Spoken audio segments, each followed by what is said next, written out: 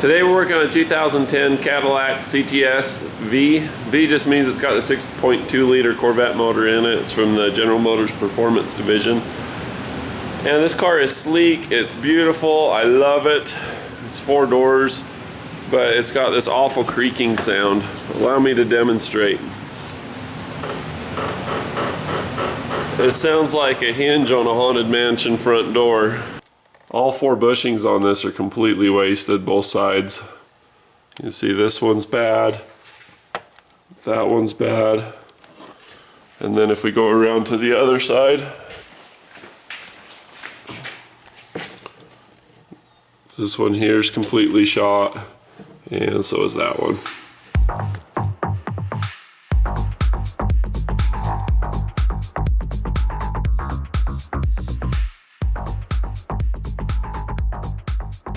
So I'm going to push the centers out first, and that's, I don't know, it's a little bit hard, but it's not that hard. Just remove the rubber first and see if we're going to use the steel on this or not.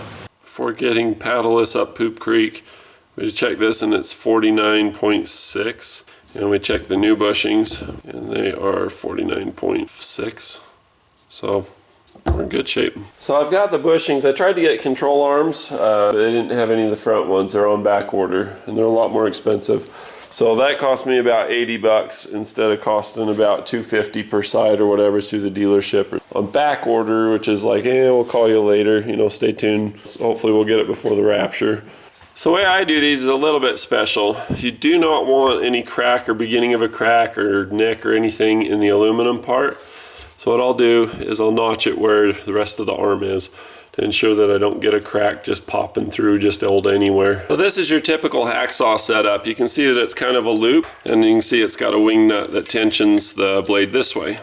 So when you take the blade off, you can run it through pretty much anything, just like that, and then reinstall the blade so that it's through. And you can make cuts from any position or angle or whatever you got to do on this. So here's my preferred method for getting these things out. Get a metal cutting blade and Sawzall cut them out. So I've made my cut, you can see here, and then you take a screwdriver or something, put it in there, work it up, pry it up, and before you know it, you don't have any pressure from that ring pushing out against the rest of the bushing. You see it slip there and move. This is a really slick way to get these suckers out of here. Get on it with some pliers and twist and they'll come out. Okay, I'm trying to grab onto the dang bushing so that I can twist it out. I can't even grip the thing without it just falling out. So these are the instructions. Remove the control arms, we did that. Remove OEM bushings, did that. Take out the metal sleeves, everything apart. Lubricate all RevShift bushings, metal sleeves and control arm bushing holes with supplied lube. So the supplied lube is this little thing of grease. Install lubed polyurethane bushings into the control arms. Install lubed metal sleeves in the polyurethane bushings. Reinstall control arms onto the vehicle using OEM bolts, all that yada yada. So basically you're just going to grease the crap out of everything. This stuff would be fun to plant on a crime scene to fool the new guy. Yeah, don't do that. So the sticky white substance, you think that it's just normal silicone grease, but it is some synthetic sticky. I mean, you'd think it was a glue and that it was going to harden like a super glue. About rips your gloves off, but it says coat everything all the way around in it, and I think it holds it in place but causes it so it can't squeak. It's like a glue lubricant. Man, that went in perfect. This is so stinking slick. Here's the new bushing, and it seems like it overhangs just a little bit on each side, and maybe it does. But you look at this and you see that it sticks out on this side and it does the same on that side. So I think this is going to make quite a bit of contact. Just seems like the cut on this could have been a little bit deeper, subverted on each side. It's like they machined these to this but didn't have the arm. This inner part should be machined a little bit more so that it can go in past it.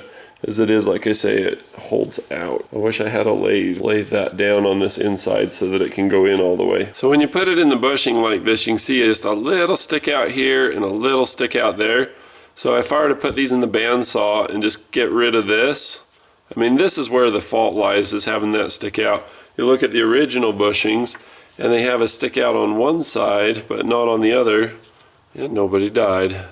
So why don't I take the bushing and bandsaw around this part here and get it happy. That's what I'll do. What is this about? What are those? So here's what I'm back with. Shaved them on the bands. I think I got them pretty good. They're not perfect, but close enough. So I'm looking at it, these are all the way together now, and it still looks like there's a gap, but that's just because there's a little taper to help get it started. So I'm wondering how much of that I was looking at before. But long story short, they are the same width, and they make it all the way. So it should be this much reveal and not, we can see where the mark was. It shouldn't be that much. See the difference? You can see that these are hitting. I was like a knucklehead. Instead of trimming them on the inside here to make them fit so that they'd go together properly, I just took the shoulder off completely. I don't know what the heck I was thinking. Most likely I just wasn't thinking. And as a result, you have a lot of slide to the front. I can take a pry bar and just push it along that. It doesn't move fast. It's not a real quick movement, but you can see that there's movement. And of course, as the car's weight sits on it, it just goes to the front like you saw when we first started this clip. So let's just show a few measurements here. So what I've come up with is that you measure this, you come up 42.85 roundabout, 42.8, and then you measure this one and you get 29, and if you're in the right spot you'll get 28.9. So it's 42 minus 28. 42 minus 28 is 14, divided by 2 is 7 millimeters, so you should have 7 millimeters of gap on each side. And what they sent me was 7.5. So that gives me a 0.5 millimeter squish on either side of this. So with the bushings in place, you can see that I've got about 1 millimeter hanging off that side, and I'm flush on this side. And I've squeezed it to where it's really tight. There's not a lot of play. So I'm about 1.5 millimeters over. So I asked for 6.5. I got 7.5 per side on the shoulders. You know how everybody loves to be right? Yeah, it kind of sucks to be right sometimes. Yeah, I've got them in, but it just won't go. I'm gonna have to do something to take some more off of each side, unfortunately. That's too fat, that still isn't gonna work. These are the old shoulders. They're zeroed out there. So the old shoulders, they register like 8.4, 8.5. I say a good 8.5. And you can see the RevShift is just real centered. And then the new ones that they sent, when you look at the new ones, you can see where the outside at the top of the R on the bottom one has been trimmed down 1 millimeter. So instead of 8.5, we've got 7.5. And that's still a little bit too much. Probably best to just have it be just straight 7.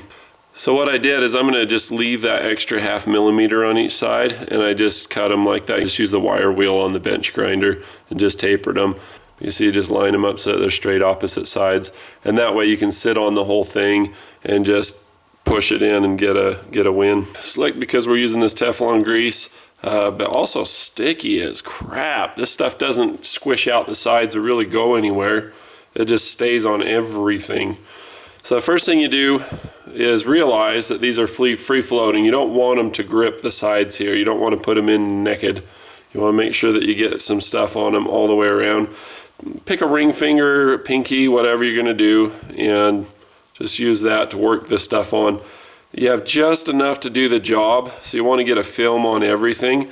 Polyurethane against aluminum or steel or anything is noisy. I mean, it's noisy. There's a lot of people that don't like pure polyurethane because of that. But if you use this properly, you're going to find that you like it because it's quiet.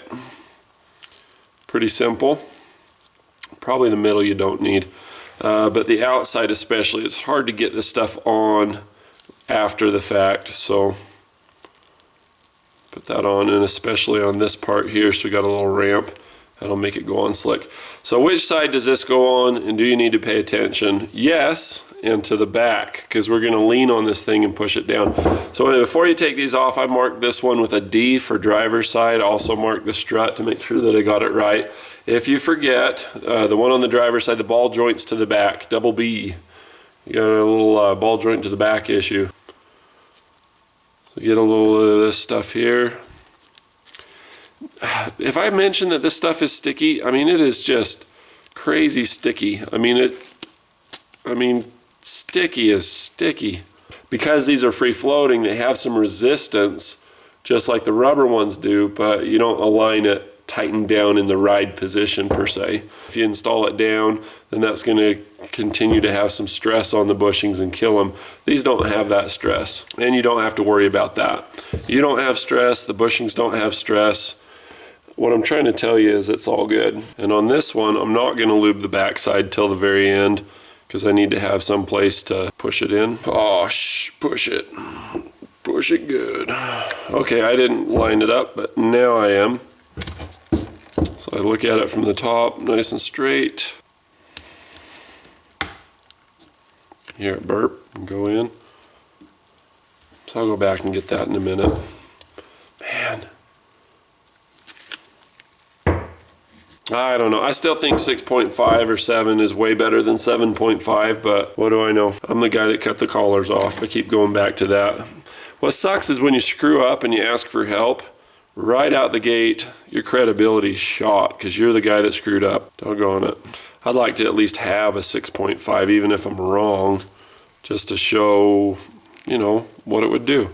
It just seemed like it was right to me. I really should have put grease zerks in those too. Hopefully I don't regret that. Easy peasy lemon squeezy. All right, so I look at this one, I see a D for driver's side, so I'm gonna go get the assembly. Got the ball joint to the back, if you imagine this on the driver's side. And with this Teflon grease, what I've found is if you try to start in one place and smear it everywhere from the one place, it's not very effective. But if you just kind of dab in a circle around it and then run it, it seems to do a lot better. About this time, I'm wishing that the guy had listened and done them 6.5 millimeter instead of 7.5, but what the hell? Shit.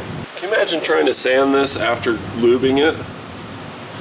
Jeez, I swear I got one in before. Mother. That is not a good fit. I don't know what my problem is. It's like I used to be really insistent. It's like if I knew I'm right, I'd just be like, can listen. And now I don't cuss. I don't know, there's something about profanity that just really gets you what you want sometimes. Gives you credibility. Not as being smart, but as being crazy, or, you know, you better frickin' listen. Jeez, I can't get it in there. And now that this one's in, this one's crooked and doesn't want it. And it's funny is I was expecting him to cut it from this side and close the cap and, you know, whatever. It just, you know, like obviously by the text he cut it on the outside.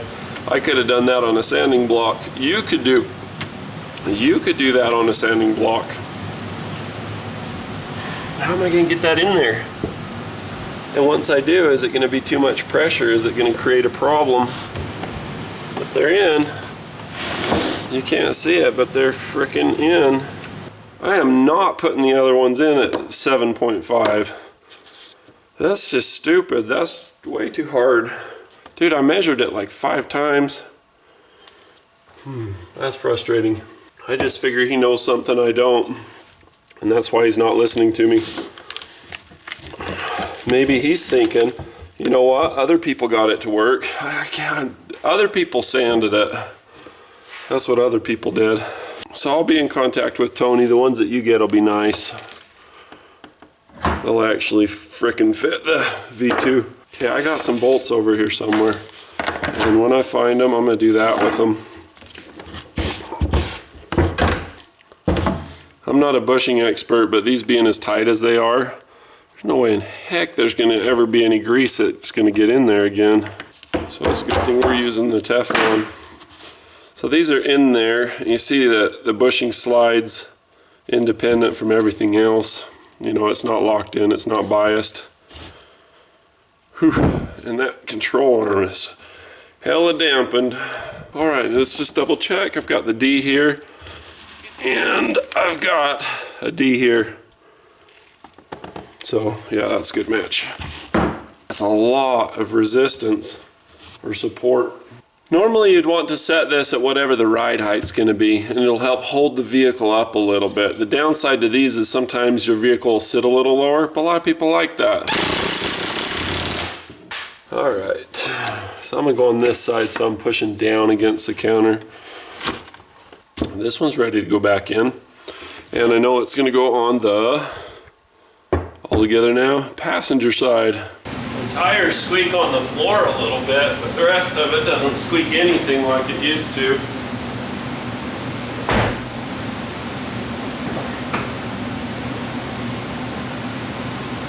Driver's side, same story, it's doing great. But the biggest thing is this. When we had the bad bushings before, this would have been terrifying. But now, it's just nice and solid. I mean, the car's like it's on rails. It's really responsive, really tight.